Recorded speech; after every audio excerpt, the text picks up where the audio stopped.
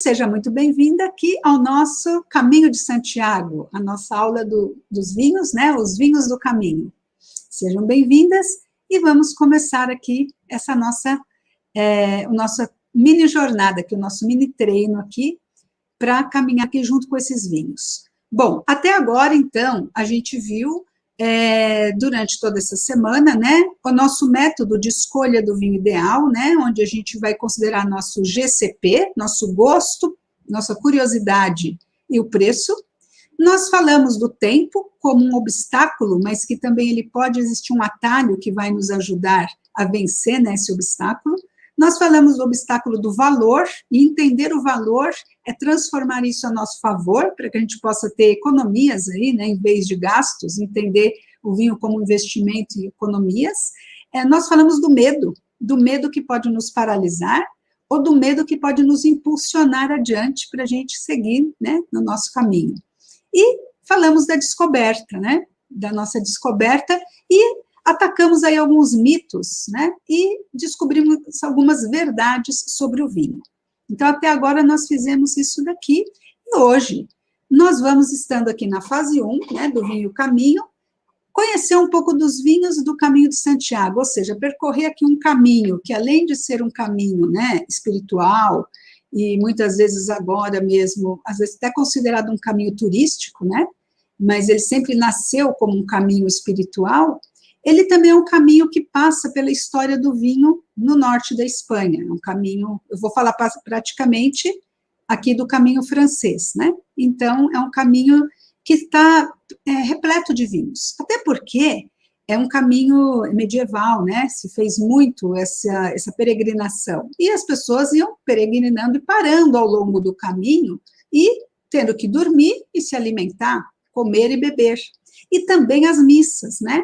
E o vinho, na Idade Média, ele sempre foi realmente muito utilizado, né? E, claro, ele era muito... A produção, né, vinícola na Idade Média estava muito nas mãos, né, da igreja mesmo e também dos nobres. Isso por quê? Porque depois da queda do Império Romano, né, veio a Idade das Trevas, a Idade Média, né, aquela época em que tudo se desintegrou, se fragmentou, né, e surgiram um novo modo de produção, um modo de produção feudal, onde se fragmentou todo o império, né, e tudo ficou muito mais difícil, não haviam comunicações, não havia maneiras ali de comércio, então se tornou tudo muito uma agricultura de subsistência, e quem detinha, na verdade, a parte mais de cultura, de leitura, de saber, né, de tecnologia, ali, de técnicas, né, acabaram ficando isso, e quem detinham terras também, né, porque, claro, precisava ter terras, acabou ficando isso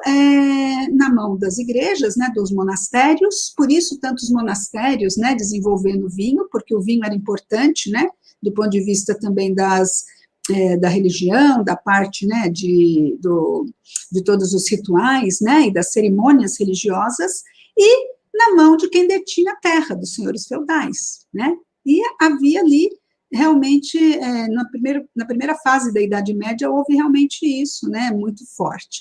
Mas depois, quando começou a renascer o comércio, começou a renascer as viagens, os intercâmbios, e aí foi nessa fase que também se começou, né, a peregrinar, aí também se começou a ter essa necessidade, né, de ter vinhos, de ter alimentação. Quando se peregrinava, se trazia todos os enseres, todas as coisas, né, que precisaria, eram vários dias, né. Então, tudo isso foi se desenvolvendo aí ao longo dos anos, e isso é muito interessante, porque foi tendo uma troca, né, com relação a essa experiência. Então, isso é uma coisa introdutória aqui para vocês, tá? Sobre o caminho de Santiago, como um caminho não só religioso, mas cultural, de intercâmbio. E falando de mim, né, Lília Loureiro, que, claro, tem gente que pode não me conhecer, então eu sou Lília Loureiro, sommelier da Castalha, Mulheres do Vinho. Hoje eu estou aqui, na verdade, para a gente conversar sobre... Vocês devem estar se perguntando, né? Então, Lília, ótimo, a gente vai falar do caminho de Santiago, então você fez o caminho, né? Eu tenho que revelar uma coisa, porque vocês são minhas amigas, e para amigo a gente não mente, né? Então, eu não vou mentir para vocês aqui. Para vocês aqui, ó, na intimidade da internet. Eu não fiz o caminho de Santiago como tal, ou seja, eu nunca cheguei a fazer realmente o caminho, né? Então, eu me considero mais uma peregrina dos vinhos, né? Ou nos vinhos. Por quê? Quando eu morei na Espanha, em primeiro lugar, a minha primeira fase na Espanha, quando eu morei lá, eu trabalhava, né? Então, as minhas férias, eu tinha um mês de férias, e as minhas férias nem sempre coincidiam com a época que é ideal para fazer o caminho, porque nem sempre tem uma fase do ano, principalmente quando é inverno, que aí não é adequado e não se faz, né? Se faz mais no verão, na primavera, porque neva, né? Em muitos lugares neva, tá? Então não tem essa questão. E por outro lado, nas minhas férias, o que eu fazia? Eu vinha para o Brasil, né?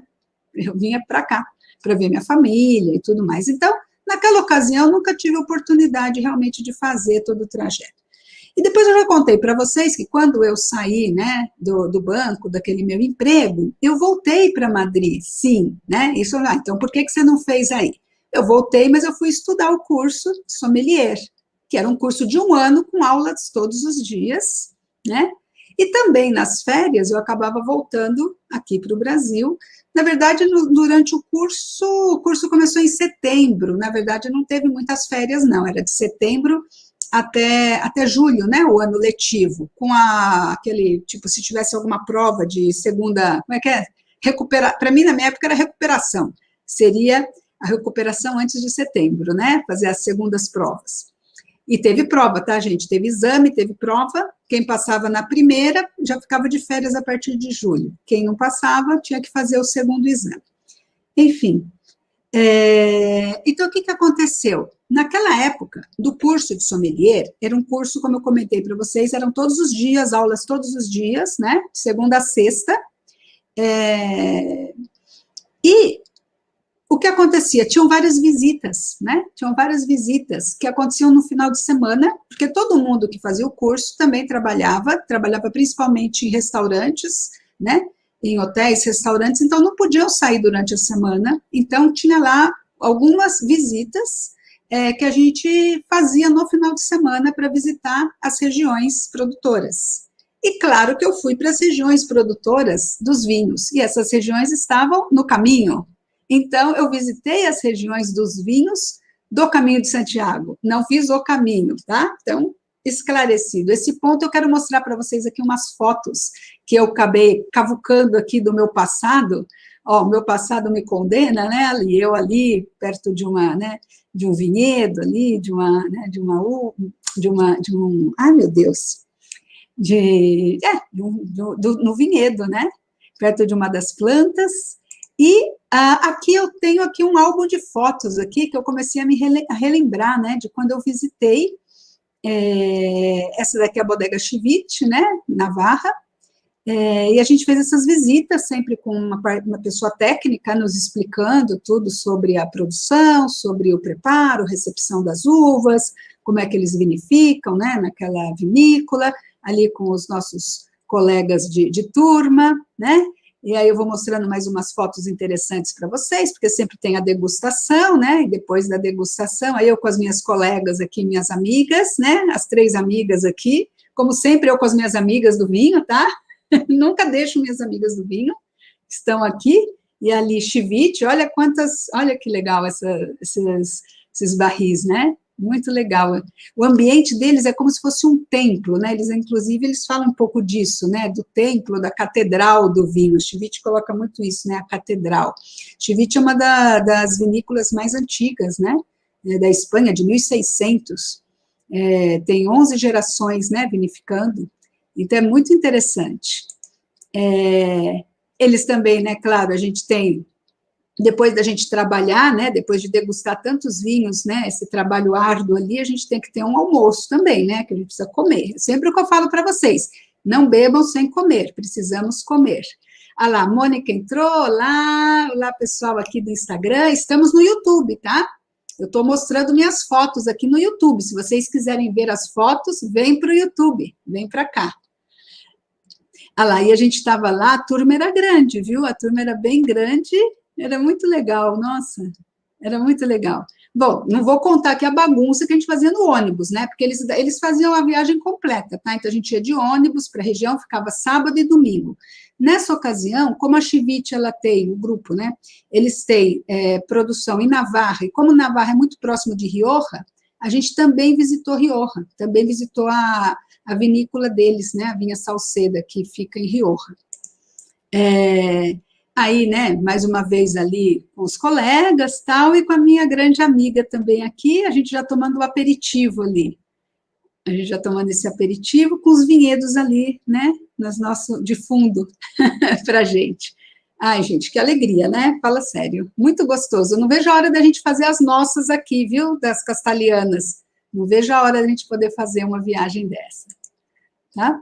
Agora, bom, nós vamos começar agora, que é a nossa parte mais meditativa aqui da nossa aula. Então, aqui fica uma frase para vocês que eu gosto muito, né, que sempre me chamou muita atenção, da Clarice Lispector, porque é muito forte, se a gente for pensar, é muito simples, mas é bem forte. O destino de uma mulher é ser mulher. E ser mulher, gente, às vezes não é muito fácil, né? E ser mulher, às vezes, nesse mundo do vinho, que é um mundo que a gente já comentou também, que acabou sendo muito, onde, assim, tem uma certa tradição e tem um patriarcado ali que desde o início dos tempos coloca a mulher sempre numa posição ao lado, né, de lado, né, do vinho, sempre foi uma coisa que às vezes foi até em alguns momentos, né, da história proibidos para a mulher. Então, assim, a gente recuperar, né, essa nossa autenticidade e recuperar esse nosso gosto, né, por sentir o vinho, entender, estudar, é muito importante, é muito bonito, e eu acho muito incrível que vocês estejam aqui comigo nessa caminhada, nessa trajetória. E porque o ser mulher é uma descoberta, né? A gente não nasce pronta também, a gente tem que se autodesenvolver e a gente vai se descobrindo. E essa descoberta é justamente o que a gente faz, o que a gente vai encontrar no nosso destino, né? Então, eu gosto muito dessa frase da Clarice, e eu acho que assim, nós vamos descobrir nosso destino agora aqui caminhando e fazendo esse caminho, né? Que é caminhando que a gente se descobre. Por isso, vamos começar o caminho de Santiago, né? Vamos falar um pouquinho só, assim, eu não vou adentrar aqui, não sou também, assim, super expert aqui no Caminho de Santiago, mas a gente pode pesquisar, e se vocês gostarem, tem muitos livros, né, sobre a história do caminho e como é, mas, em linhas gerais, né, é um caminho que surge justamente por conta deles serem descoberto, eles descobriram a tumba, né, do Santiago o Maior, um dos primeiros apóstolos de Jesus Cristo. Ele foi um dos primeiros pescadores convidados por Jesus, foram 4, né, e ele foi um deles, junto com Pedro, com João, então com João, né, ele convidou, ele era um dos 4 primeiros apóstolos, que acompanhou Jesus desde o começo, né. Agora, o que aconteceu, né, depois da morte de Jesus, os apóstolos se espalharam, foram peregrinar, foram, na verdade, apostolar, né, em vários lugares. Dizem, né, e não se confirmam, as coisas são muito assim, muitas vezes não se tem certezas, né, mas dizem que ele, né, Santiago, foi para a região da Espanha, né, ele se dirigiu para a Espanha, para apostolar lá, né, para ensinar o evangelho e tudo mais. E ele se dirigiu para lá, e lá ele ficou por um tempo, não se sabe bem ao certo, né, quanto tempo e nem aonde ele esteve, mas aí depois ele voltou para Jerusalém, onde ele continuou, né, com o trabalho. E foi em Jerusalém que ele foi morto, né, ele foi o primeiro apóstolo a morrer como mártir, né, do cristianismo. E aí, o que aconteceu? Como ele tinha, né, toda a base dele tinha sido lá, então eles trasladaram ele para a Espanha, e ele foi enterrado em Galécia, né, que é Galícia. Então, isso foi o que se conta, né, que aconteceu. Então, eles voltaram com o corpo dele, né, na verdade ele foi decapitado, então parece que a cabeça dele ficou em Jerusalém, mas o corpo foi para a Espanha, né, para a Espanha, e na Idade Média, lá já no ano 820, eles descobriram a tumba, né, num assentamento ali romano, eles descobriram a tumba, e aí se começou justamente a se desenvolver essa rota, né, essa questão de fazer, assim, essa peregrinação para visitar essa tumba. O lugar da tumba se fez um templo, do templo se foi construindo ao longo, né, dos anos aí, e é onde é a Catedral de Santiago de Compostela, né, que é onde está lá a tumba e é onde é o final da nossa jornada aqui do Caminho de Santiago, né. Existem três grandes peregrinações e as outras já eram mais comuns, né, que era a peregrinação a Jerusalém, a peregrinação a Roma. E aí, essa rota jacobeia, né, Jacobeu, de Santiago, se tornou a terceira rota importante das peregrinações, né, a rota mais importante de peregrinações. A outra coisa interessante é que existem várias rotas europeias que chegam até Santiago, né, então existem caminhos que vêm do sul, né, de Portugal, do sul da Espanha, existem rotas que vêm de toda a Europa, né, todos começaram a peregrinar. Só que todas elas acabavam chegando, quando vêm da Europa, se concentrando em alguns pontos ali do sul da França, para depois adentrar para a Espanha e começar tudo ali em Pamplona, né? Então, é por lá que nós vamos percorrer hoje. Hoje vai ser o nosso caminho francês, por isso que eu comentei, ele pode começar na França, ou do lado espanhol, mas ele começa por lá, né? Em Roncesvalles, ou então em Saint Juan de Port, né? Muito bem. O caminho, ele começou, né? Ele começa como sendo um caminho de fé, um caminho de devoção, né? Um caminho de realmente, como se pode dizer, de prestar contas mesmo, de mostrar a sua fé, né? Sua fé cristã. Então, ele começa com essa questão da fé. Ele passa também por uma transformação e ele vira também um caminho de penitência, onde o peregrino vai pedir perdão pelos seus pecados. Então, eles acreditam que essa conexão com Santiago, né, que é um dos primeiros apóstolos, poderia conectar diretamente com Deus e fazer os seus pedidos diretamente a Deus. Então, começa com a fé e devoção, e depois se torna também um caminho de penitência para se pedir perdão assim dos seus pecados, né? E mais tarde, né, ele vira também um caminho mais assim espiritual, mais esotérico, talvez, né, de você místico, né? Mas principalmente com essa questão que fica muito forte, que é a vontade e a superação. Porque, é claro, tem que ser muita força de vontade e tem que aprender a superar os desafios desse caminho, que leva praticamente, acho que, cerca de um mês, 40 dias. E, além do que, você tem que ter uma preparação antes, né?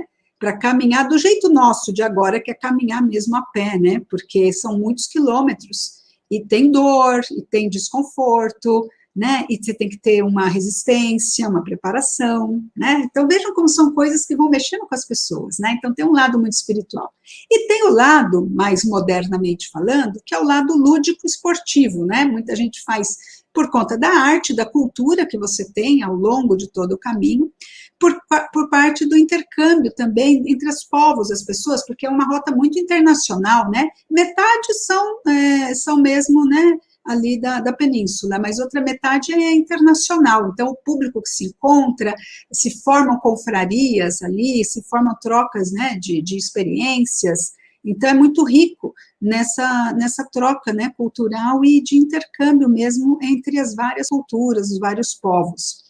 Uma parte aqui, entre uma coisa e outra, houve um momento também que, por exemplo, quando era essa questão de penitências, claro que tudo nessa vida vai se desenvolvendo, né? Então, assim, houve um momento em que surgiram também aqueles peregrinos, tipo, profissionais, os peregrinos pagos, que alguém tinha que cumprir o caminho, mas não podia ir, então pagava para alguém fazer o caminho por ele, tá? Surgiu essa questão.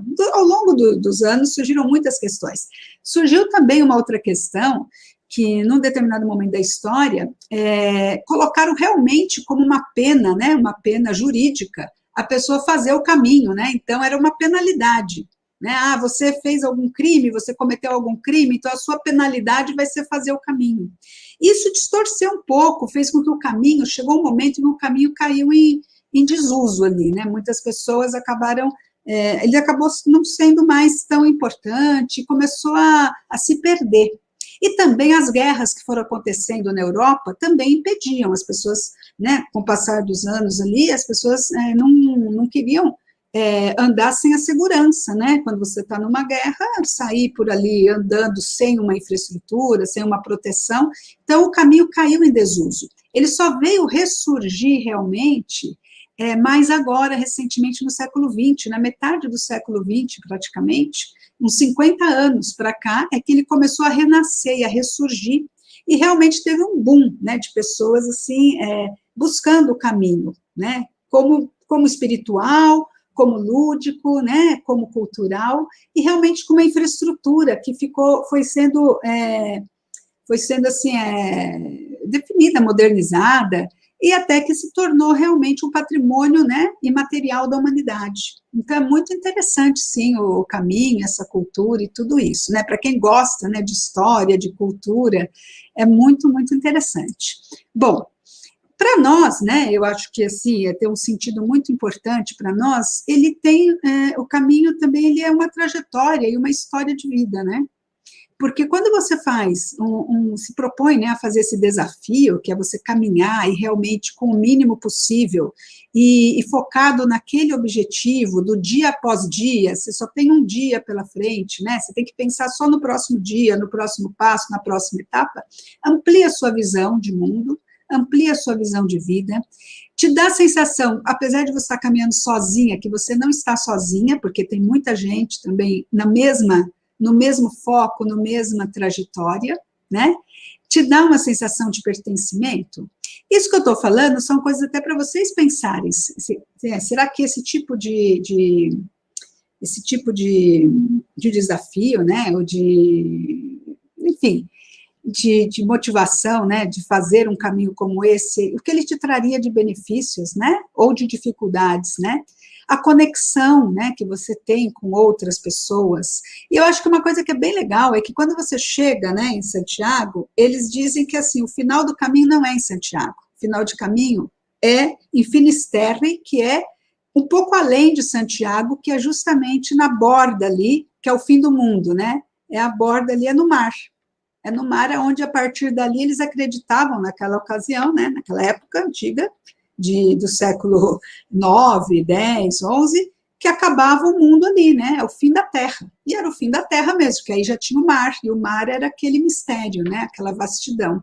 Então, eles dizem que quando você chega em Santiago e faz toda a parte final, ainda não é o final. O final é um pouco além. E quando você vai um pouco além, você renasce, você se renova para começar de novo o seu caminho de volta, né? Então, isso é muito, muito assim, para a gente parar para pensar, né? Isso é uma coisa para a gente parar para pensar. Bom, mas vamos começar o nosso caminho, porque, afinal de contas, a gente veio aqui para caminhar. Então, acho que aqui o Instagram, não sei o que aconteceu, mas acho que o Instagram já nos tirou aqui do ar. Portanto, eu já vou sair daqui também. Tá? Só um minutinho aí que a gente já vai começar aqui o caminho. Só vou tirar aqui do ar isso daqui. Toda vez que eu tenho que tirar do ar, eu tenho que salvar. E se eu não salvar, ele não funciona. Então, peraí, só um pouquinho. Ai, meu Deus, eu escrevo tudo errado aqui. Ah, caramba, pronto, aqui, pronto. Tenho que tirar do ar aqui, publicar, e pronto. Aí sim, agora já melhorou. Pronto, agora já estou com vocês aqui. Oba! Peraí.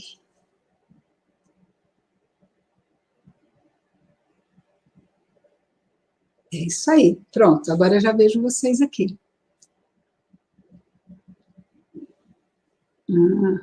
Ai, gente, eu deixei ligado aquele negocinho embaixo, né?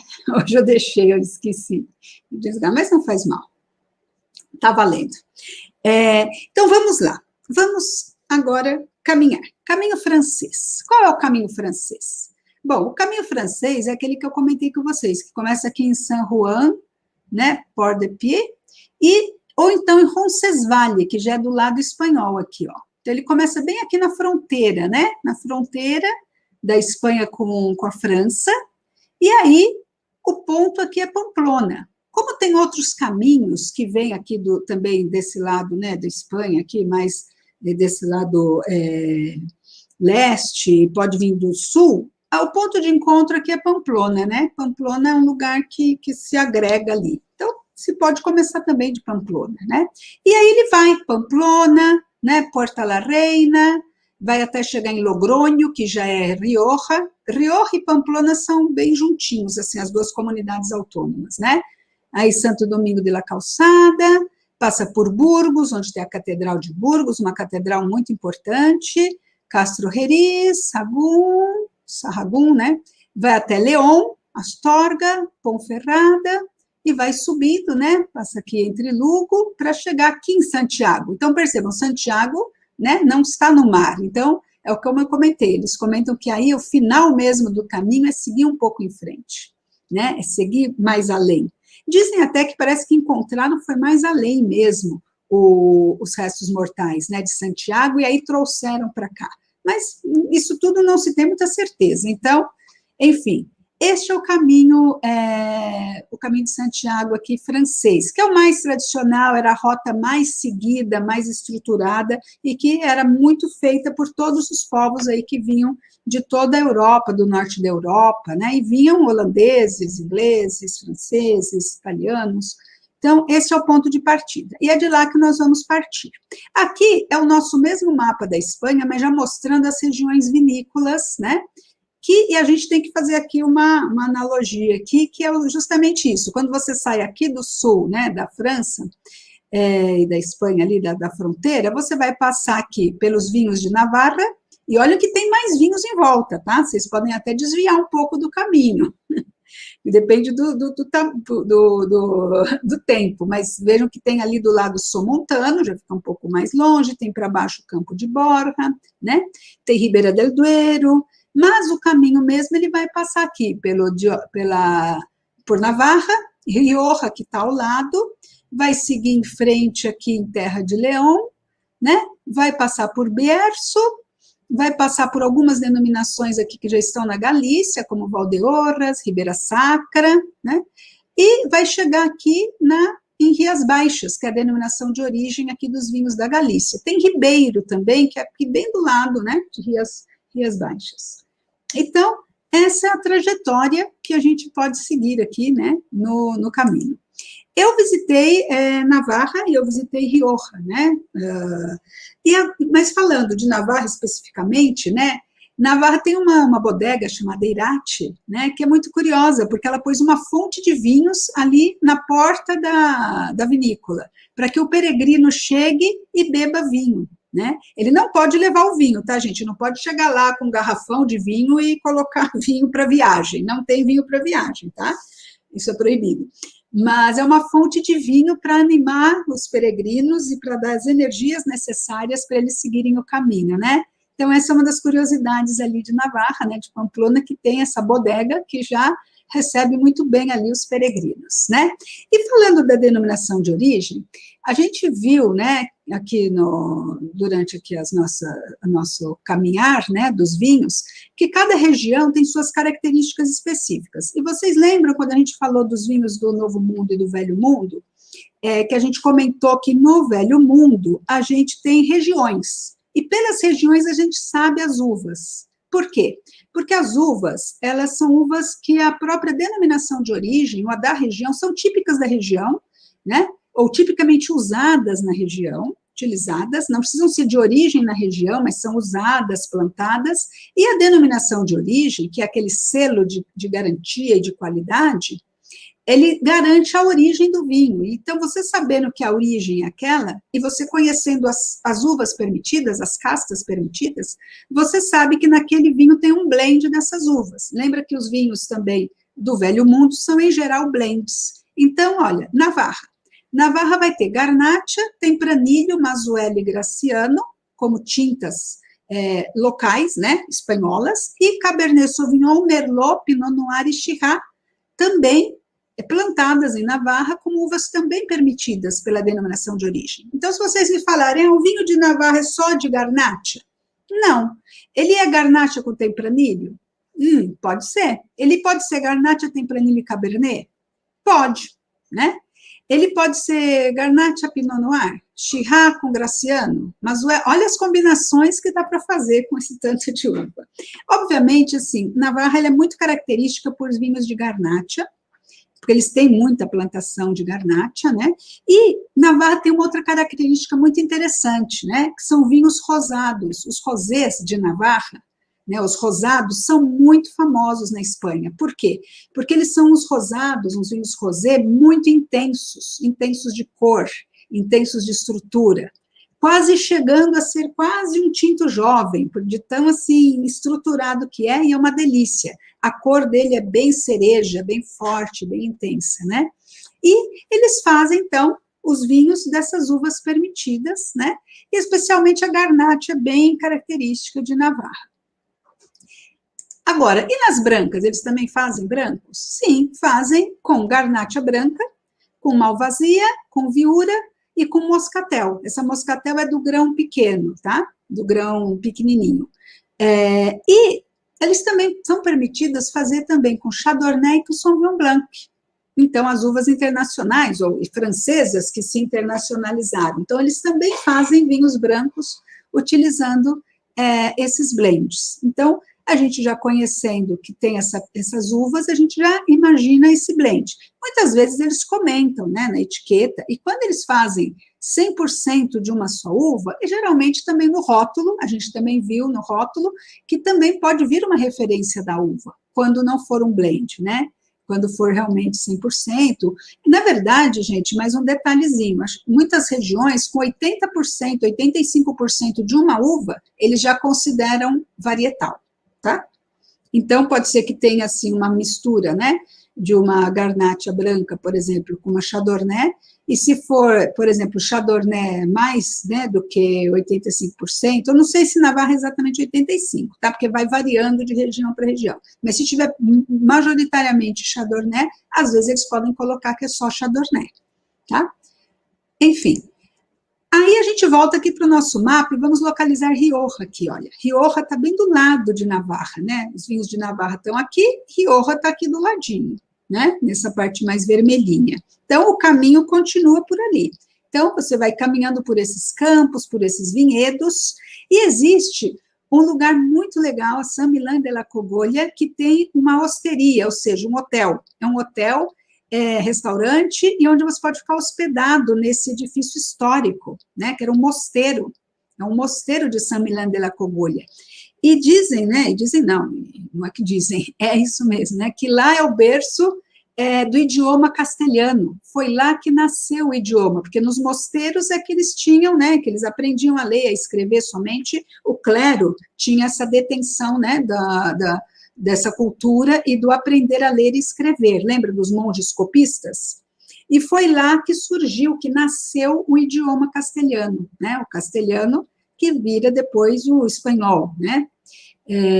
Então, é muito interessante a região como cultura, é muito interessante você também, né, poder se hospedar ou enfim, almoçar. E a gente fez uma viagem, e por que eu falo muito de Navarra e Rioja, né? Porque nós fizemos, quando eu estava na Espanha, além de fazer a viagem, né, que eu fiz com o pessoal, e a gente visitou também algumas bodegas lá, como o Marquês de Cáceres, que também convidou a gente para viajar e para conhecer os vinhedos, né, em cada mês, mais ou menos, a gente fazia uma viagem. Antes disso, eu tinha organizado um grupinho, né, de amigos e amigas para a gente fazer um fim de semana, e nós fizemos um fim de semana lá em Haro, em La Rioja. E lá de Haro a gente ia para os lugares, né? A gente fez de carro, era um grupinho até de umas quase 20 pessoas, mas a gente se dividiu em carros e a gente teve flexibilidade de poder ir visitar alguns lugares. E a gente foi almoçar em San Milán, né? A gente almoçou lá, uma das nossa programação era almoçar lá no mosteiro. Então, foi muito legal também, né? Foi bem gostoso, porque a gente tem muitas opções nessas regiões de fazer, assim, um turismo, né, cultural e enogastronômico, né, além de tudo. Então, foi muito bacana, a gente visitou também, né, o mosteiro e toda essa região.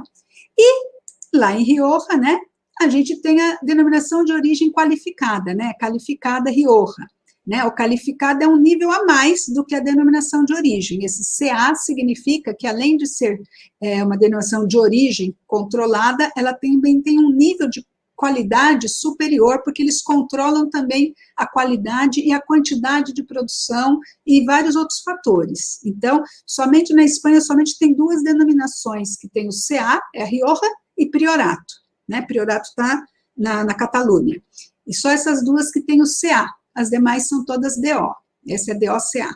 E aqui na Rioja, né, as uvas tintas permitidas, né, é a Tempranillo é a mais importante da Rioja, a Garnacha também, a Garnacha tinta, Mazuelo, a Graciano e a Maturana tinta, que entra agora com um pouco de percentual. Tá? É uma uva que foi recuperada, recentemente entrou também, anteriormente eram as 4, as principais, né? E Rioja também faz vinhos brancos. Não sei se vocês sabem disso, a gente está muito acostumado em falar de Rioja e falar de vinhos tintos, e os vinhos dos marqueses, né? Marquês de Cáceres, Marquês de Murieta, Marquês de Riscal, né? Tem vários marqueses. Agora, a gente também tem vinhos brancos, né? Castas brancas. E nas brancas tem mais variedades permitidas, inclusive forâneas, né? Como é a Chardonnay e a Sauvignon Blanc. Também estão permitidos esses blends. Mas nós temos a Viura, a Malvasia, a Garnacha branca, Tempranillo branca, que existe, Torrontés, para quem soa aí Torrontés, né? Maturana branca e Verdelho, né? O Verdejo. Então, também se fazem espumantes também na Rioja, né? Porque a denominação de origem, um detalhe interessante para vocês, vou fugir um pouquinho do caminho, vou desviar um pouquinho do caminho, gente, me permitam, tá? Porque o caminho a gente faz relaxadamente, então deixa eu dar uma descansada e uma desviada. É interessante que a denominação de origem cava, que o cava é o espumante espanhol, né? É o espumante elaborado pelo método de Champagne, né? O Champenoise, mas na Espanha. A denominação cava, ela é muito concentrada na Catalunha, né? Na região da Catalunha, em Sant Sadurniu, a maior parte da produção é lá. Porém, a região cava é uma das que não tem a denominação de origem, ela não é contígua. Ou seja, existe também denominação cava em outros pontos da Espanha. Se pode fazer o cava com etiqueta de cava em outras regiões fora da Catalunha, né? Então, é uma das únicas regiões ali da Espanha, né, cujo território não está todo juntinho. É muito interessante isso. Numa outra oportunidade, a gente pode avançar um pouco mais nisso, mas eu não vou me desviar muito do caminho aqui, não, tá bom? Mas, por isso que eu comento que também tem espumantes na Rioja. Aí, a gente tem aqui, na Rioja tem uma coisa muito interessante, a gente tem uma etiqueta, em todas as denominações de origens, tá? Tem um etiquetado próprio, eles têm como selo de qualidade. Então, justamente, quando vocês pegarem um vinho espanhol e vocês olharem no contrarótulo, vocês vão identificar o selo daquela denominação de origem.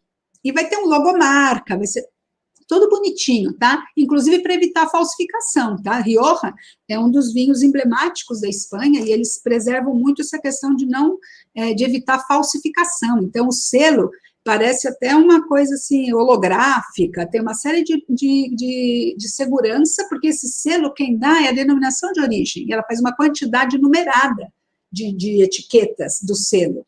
Então, vocês podem perceber aqui, que a gente tem umas cores diferentes para cada tipo de estilo de vinho, e para cada,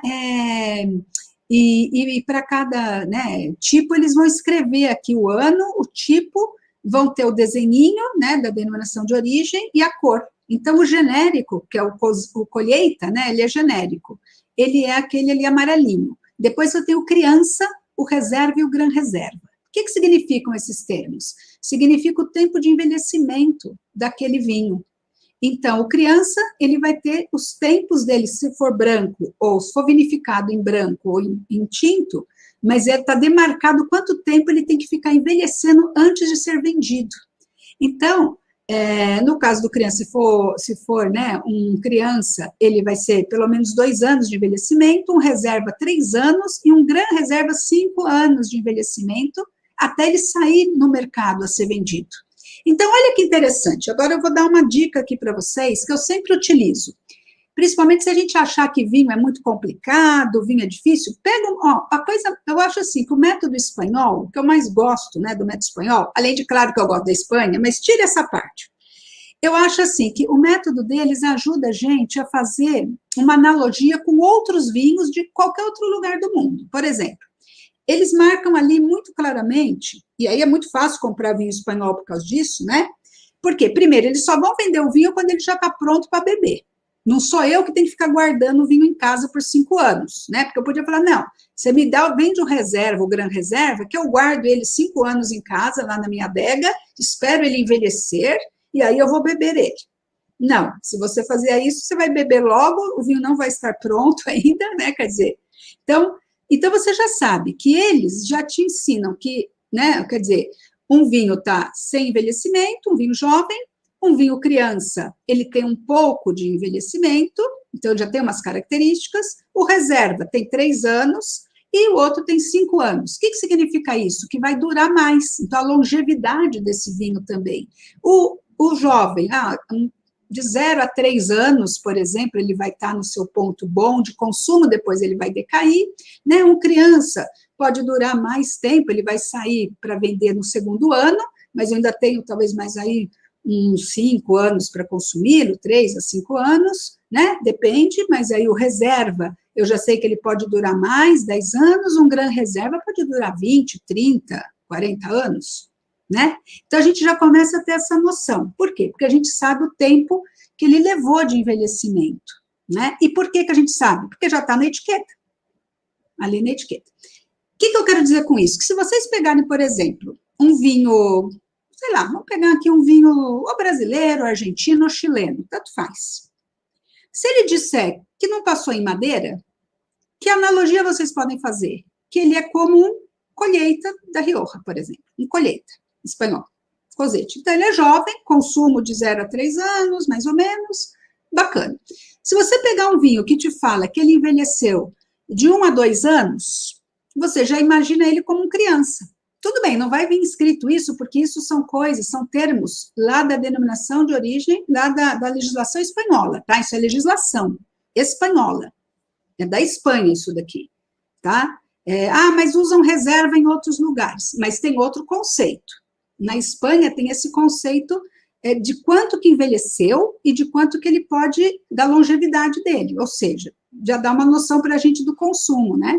E do preço também, tá, gente? Do preço também. Claro que um gran reserva vai ser mais caro, tá? Isso daí já tá, vocês já estão sabendo. O que acontece? Então, o criança que envelheceu até 2 anos, legal, ele vai durar uma quantidade, ele não é tão amadeirado, né? Ele vai ter madeira, vai ter complexidade, né? Mas ainda está ali num ponto de uma certa característica de fruta, peso de fruta. Agora, o reserva já envelheceu 3 anos. Então, se eu pegar um vinho argentino que envelheceu 3 anos e passou, por exemplo, no mínimo 2 anos em madeira, né? Por exemplo, 1 ano e meio em barril de carvalho, eu já mais ou menos entendo esse vinho. E se for um gran reserva que ficou envelhecendo 5 anos, com um mínimo, né, de madeira também, por exemplo, 3 anos de madeira e 2 anos na garrafa, eu já sei que as características dele vão ser umas características que não vão ser a mesma do vinho jovem ou do vinho criança, com mais fruta, ele vai ter mais estrutura. Então, isso daqui, gente, assim, realmente eu acho que é um mapinha bem básico da gente entender essa questão de que quando nos falam, esse vinho passou por madeira, muito bem, quanto tempo que ele envelheceu? Madeira e garrafa, né? Ele envelhece nos dois, madeira e mais um tanto na garrafa.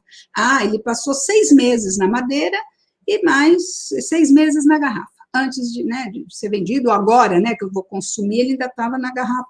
Então, vocês já imaginam o quanto que significa essa madeira de 6 meses? O quanto significa 1 ano, 1 ano e meio, ou 3 anos, né, de passagem por barril de carvalho?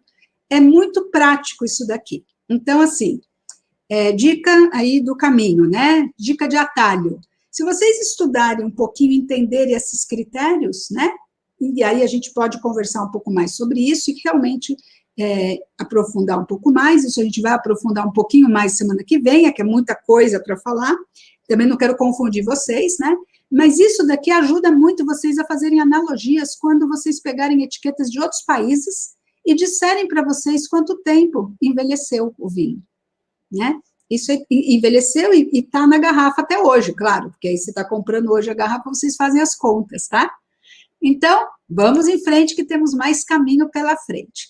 Saindo da Rioja, então, a gente veio por aqui, por cima, né? Não descemos para Ribeira del Duero, a gente veio aqui para Terra de León, tá? A gente vai numa reta ali para Santiago. Então, não vamos nos desviar aqui. E em Terra de León, o que é curioso, né? Essa é uma denominação de origem também espanhola que não é talvez muito conhecida aqui no Brasil, mas o que ela tem de peculiaridade é uma uva que é muito típica desta região, que é a Prieto Picudo, né? Que é essa uva que eu coloquei aqui. E lá as castas tintas é Prieto Picudo, Mencia e a Tempranillo e a Garnacha. Vejam bem, elas participam como complemento da Prieto Picudo e da Mencia. Vejam só, aquela que em outra região é a principal, né? Aqui é quase tudo é Tempranillo, aqui a gente desenvolveu muito os vinhos de Tempranillo, lá não, lá a característica dos vinhos de Terra de León é Prieto Picudo e Mencia. Não sei se vocês já ouviram falar dessas uvas, se já escutaram ou se já degustaram essas uvas, escrevam aqui para mim nos comentários, que daqui a pouquinho eu quero ler aqui, tá bom? Então, vão escrevendo aí para mim, eu até vou olhar aqui, ó, vou deixar até aqui para mim, eu estou com vocês aqui do ladinho aqui, vão escrevendo para mim, se por acaso vocês já conheciam alguma dessas uvas diferentes que eu estou falando aqui, né, que são espanholas, e se por acaso vocês já degustaram alguma delas. Mas Terra de León, então, ela é muito especializada em Prieto Picudo, né? Por outro lado, também fazem vinhos brancos, e a branca é a Albarim branca, que é a Albarinho, né? A Verdelho e a Godelho, que são uvas brancas ali também bem típicas. E a gente já está se aproximando ali da Galícia, né? E quando a gente começa a se aproximar da Galícia, as brancas vão ganhando protagonismo, vocês vão entender isso. Então, nós já estamos caminhando, já passamos pela terra ali dos tintos, já passamos agora, adentramos aqui Prieto Picudo, né? E nós vamos chegar no Bierzo. O Bierzo está um pouquinho aqui acima, né? Já está um pouquinho aqui já na rota, a gente já está subindo para cá, de Terra de León, vamos passar por Bierzo. E por que Bierzo? Porque Bierzo, né? A denominação de origem Bierzo também é muito interessante, porque aí no Bierzo, a uva que eles mais desenvolveram foi a Mencia, né? E a Mencia, por exemplo, a Mencia está lá na denominação da Terra de León, mas aqui no Bierzo, realmente ela tem mais protagonismo, né? Os enólogos desenvolveram mais essa uva ali, trataram melhor, e ela se desenvolveu melhor nesse terroir. Então, a Mencia é bem interessante aqui para os vinhos de Bierzo, né? E eles usam também a Garnacha tintoreira, e mais essas outras duas uvas, que são aí também que participam, Estaladinha e Merenzão, né? Merenzão. Então, assim, a Garnacha tintoreira é que tem uma coisa curiosa. A gente tem algumas uvas que são chamadas tintoreiras, tá? Por que tintoreiras? Porque é o seguinte, em geral, quando você pega a uva, se vocês tiverem uma uva aí na mão, peguem a uva, abram a uva, vocês tiram a casca da uva, que a casca é tinta, dentro dela, ela é meio branquinha, né? Ela é meio verdinha, meio branquinha, é amarelinha, sei lá, amarelinha, branquinha, vamos dizer que ela é branca, né? Branca esverdeada, assim. Né? Então, ela é principalmente transparente, você vai apertar ela e o suco dela vai ser o quê? Um suco branco. Por isso que é possível você fazer o quê? Um vinho branco de uva tinta. Se você fizer o vinho branco sem a casca da uva tinta, né, o mosto da uva tinta, ele é branco, ele é um suco branco. Acontece que você deixa a uva tinta para justamente pegar a cor, né? Justamente a cor vem da casca. No caso da Garnacha tintoreira e das uvas tintoreiras, né, tem algumas outras espécies, o miolinho dela também é vermelhinho, também é tinto, também tem pigmentos de cor na própria parte interna do bago. Então, ela tem mais cor, né? Traz mais potência e mais estrutura de cor aí, de elementos que vão fazer esse vinho diferenciado. Então, é muito interessante nos vinhos do Bierzo essa combinação da Mencia, da Garnacha tintoreira, né? E das demais uvas aqui que eles utilizam. E no Bierzo também fazem com castas brancas, Godelho, Dona Blanca, Palomino e Malvasia, né? Palomino, lembrando, também é uma uva muito utilizada no sul da Espanha. É uma uva branca e é utilizada muito em Jerez de la Frontera. Mas no Bierzo também eles têm essa tradição. Lembram que o terroir também é uma tradição, né, das regiões. Não é só a questão da terra, do clima, mas também da tradição da cultura, né? Do cultivo. O que eles cultivam naquela região? Qual que é o costume deles com os vinhos? Vinhos mais encorpados, vinhos com mais cor, com mais extração de cor, ou como eu comentei em Navarra, que eles têm vinhos rosados ali, rosés, incríveis, e que lá todo mundo consome muito vinho rosado lá, muito vinho, e não é coisa de mulher não, viu, para quem outro dia a gente comentou, né, que dizem que vinho, que os homens falam que vinho não é para mulher, né, então, o que o rosado é o vinho de mulher, pois lá os homens tomam os rosados de Navarra e com muito gosto, porque são vinhos bem estruturados. Que mais? E aí, claro, aí a gente já saindo de Bierzo, né? A gente tem mais algumas denominações aqui pelo caminho, Valdeorras, Ribeira Sacra, né? Ribeiro aqui. Ribeiro é muito interessante também, porque eles fazem um vinho branco, é muito típico ali, é uma terra também de vinho branco, a Ribeira Sacra faz vinhos tintos, mas nós vamos direto já para Rias Baixas, né? Porque, afinal de contas, nós temos que chegar no nosso destino. Então, em Rias Baixas, eu mudei aqui a nossa ordem, eu trouxe primeiro as castas brancas, porque na Galícia, né, a Galícia, em geral, né, na maior parte, né, dos vinhos são brancos, né, faz calor, é uma terra próxima ao mar, a gastronomia deles é uma gastronomia de mar, uma gastronomia fresca, é uma gastronomia que está muito envolvida com vinhos mais aromáticos, vinhos brancos, né? E aí a gente tem as castas brancas permitidas, né, em Rias Baixas, na denominação de origem, que é Albarinho, a Loureira branca, a Treixadura, a Cainho branca, né, a Torrontés de novo aqui, a Torrontés e a Godelho, né? Então, Rias Baixas faz muitos vinhos com essa mistura, né, esse blend de uvas. E também eles fazem vinhos tintos, sim, também são feitos, são permitidos vinhos tintos, não tem tanta quantidade, tanto volume, mas sim com a Cainho tinta, né, Castanhal, Espadeiro, Loureira tinta. Lembra que eu falei que eu era uma uva? Não sei se eu falei para vocês que eu era uma uva, ó. Loureira, né, Loureira sou eu, a uva. A Sousson, a Mencia, o Brancelau e a Dosal. Lembrando que Rias Baixas já está mais ou menos na mesma direção, né, de Portugal, né, dos alvarinhos. Então, a gente vai ter muitas uvas que coincidem, muda um pouquinho o nome, tá? O nome muda um pouquinho, às vezes em Portugal tem outro nome, mas é a mesma uva e tem a mesma tradição ali, os alvarinhos, né, e as albarinhos. É bem interessante isso daí também, que muitas uvas, elas mudam de país, mudam de nome, mas é a mesma casta. Tá? Então, é só também uma questão de localização ali. E bom, por fim, depois de Rias Baixas, chegamos a Santiago de Compostela, né? E a tradição do peregrino é assistir à missa, né? Lá em Santiago, justamente se chega em Santiago de manhã, né? Para a primeira missa ali, e depois fazer a visitação e até o túmulo, né? De Santiago. E como eu falei para vocês, aqueles que desejam seguem em frente. Né? Sempre é assim nessa vida, né, gente? A gente pode ir até um ponto que a gente queira, ou a gente pode dar um passo a mais e seguir em frente, e ir até o final da Terra, né? Ou querer avançar, e por isso mesmo nos descobriram aqui do outro lado do oceano, porque teve gente que quis avançar, né? Que quis atravessar o oceano, que quis se aventurar para o outro lado, e mesmo se atirando ali naquele mar, né, tão desconhecido, quiseram fazer isso, quiseram se arriscar, e é por isso que descobriram. Então, quando a gente se arrisca, né, a gente acaba tendo gratas surpresas também. É difícil, sofre, não é fácil, é sofrido, mas eu acho que o resultado, muitas vezes, vale muito a pena, né? E é por isso que eu quero motivar vocês a darem mais um passo adiante e participarem da semana que vem da nossa jornada Castalha Mulheres do Vinho, porque lá a gente vai avançar um passo a mais, a gente vai dar mais um passo, a gente pode até estar se atirando um pouco aí, né, avançando para algum desconhecido, mas eu posso garantir para vocês que no nosso destino vai ser um destino com muito prazer.